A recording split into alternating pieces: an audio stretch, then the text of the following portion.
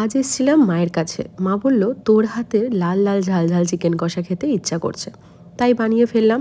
প্রথমে কড়াইতে কিছুটা সর্ষের তেল নিয়ে তেজপাতা, শুকনো লঙ্কা, গোটা গরম মশলা ফোড়ন দিয়ে আদা রসুন থেতো করে রেখেছিলাম আর টমেটোর পেস্ট সবটা দিয়ে ভালোভাবে নাড়াচাড়া করে দিয়ে দিলাম পেঁয়াজটা।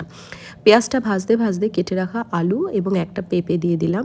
দিয়ে খুব ভালোভাবে এবার পেঁয়াজটাকে কষার পালা।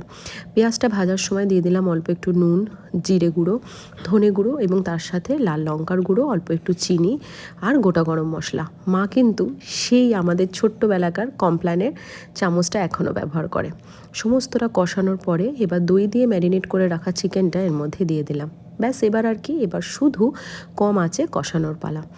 লাল ভাবটা আরেকটু আনার জন্য দিয়ে দিলাম লাল কাশ্মীরি মির্চ। এত সুন্দর কালার এবং ফ্লেভার এসেছিলো যে তোমাদের কি বলবো। কষানো কমপ্লিট হয়ে গেলে তারপরে মাংসের বাটি ধোয়া জলটা দিয়ে ভালোভাবে কম আঁচে ফোটালাম। ওপর থেকে এবার গরম মশলা গুঁড়ো অল্প একটু ছড়িয়ে ব্যাস আমাদের রেডি লাল লাল ঝাল ঝাল চিকেন কষা। খুব সাধারণ অথচ অসাধারণ খেতে হয়। মায়ের জন্য এই প্লেটটা সাজিয়েছিলাম। মায়ের তো খুব ভালো লেগেছে। লেবু এবং লঙ্কা কিন্তু চিকেনের সাথে মাস্ট।